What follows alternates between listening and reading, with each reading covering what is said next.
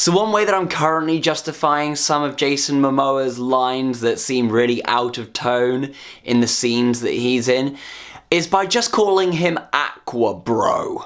Yeah! So for the first time we have a standalone Aquaman movie. Can a standalone Aquaman film break the chain and be the standout star that we're hoping it will be? Let's get into it!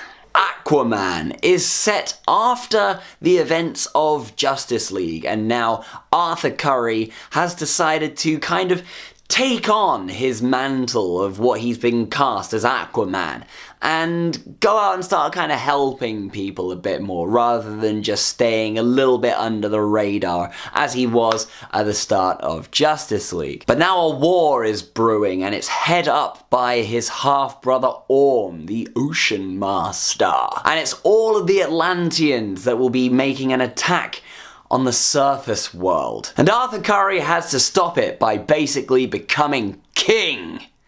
So no biggie then. So I've got to say right out the gate, I actually had no real expectations for Aquaman. I wasn't expecting it to be great, I wasn't expecting it to be terrible, and I've got to say that when you go into it with no expectations, it actually kind of does deliver for you. Now Aquaman does do the thing that DC movies I've found tend to do a little bit, which is it doesn't really know what kind of plot or tone it wants to take until about halfway through the film and goes, oh, okay, we're going this way. That's the route we're going to take for the rest of this film. Even in the last act of this film, it's still kind of trying to decide exactly what it wants to be. Does it want to be an adventure film? Does it want to be kind of a superhero film? Does it want to be a treasure hunt movie? Does it want to be this? Does it want to be that?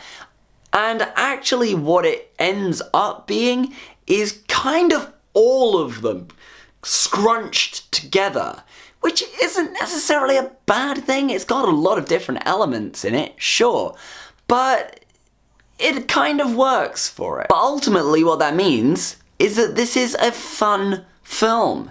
This is easily the most comic booky film that DCEU has. And that's not necessarily a bad thing. This is now DC actually embracing what they have as their source material. Director even said at one point, yes, of course I was gonna have him in his orange and green outfit. He's Aquaman. That's what he wears. And there are some moments in this film that you can tell they were kind of taking the old traditional Aquaman stereotypes and turning it on its head a little bit. And they've turned Aquaman into a totally metal badass. And yes, there was a lot going on in a standalone Aquaman film. There were a lot of threads that were being pulled on. And even Black Manta in this film, while he had a full villain's origin story and was a really compelling villain, he didn't get a whole lot of screen time because that was shadowed by the whole Orm the Ocean Master leading the entire Atlantean army against the surface world. And the time that he's in there is really good, and it's an amazing action scene. I mean, ultimately, maybe they were just covering so much ground in this film because Warner Brothers and the DCEU maybe aren't sure if they're going to get the opportunity to do another before they start kind of venturing into other areas. I don't know. Although one thing I actually would like to point out about this film is that all of the money shots of this film, for me personally, were all in the extended trailer. And if I could take back anything about this film, it is the fact that I was so excited about a second trailer for Aquaman that I watched the extended trailer of it,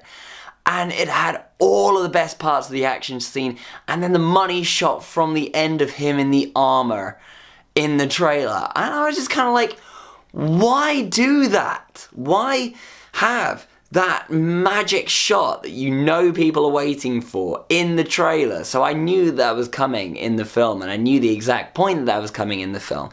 And it just ended up being a little bit of a shame. Ultimately, yeah, Jason Momoa did a great job as Aqua Bro, and I had a lot of fun watching this film that I didn't expect to have. So, with that in mind, Aquaman gets 3.5 stars from me. This was actually, I have to say, very nearly a 4-star film. I couldn't quite bring it to the 4 stars because I've got to say, while this isn't quite up there with Wonder Woman, this is definitely one of the better DCEU movies that have come out. And yeah, it is a fun time from start to finish. You got this like goofy childlike smile on the whole time that you're watching it because it's a kind of an adventure film and an action film and a comic book film.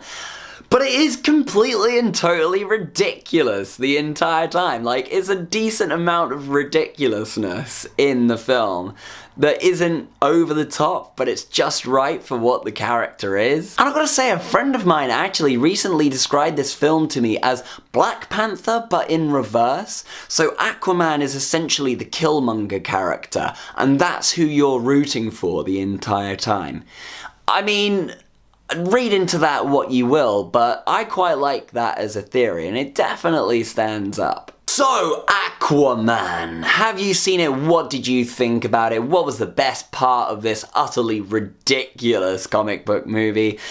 Would you watch a sequel to Aquaman? And if so, what characters would you want to see involved in it?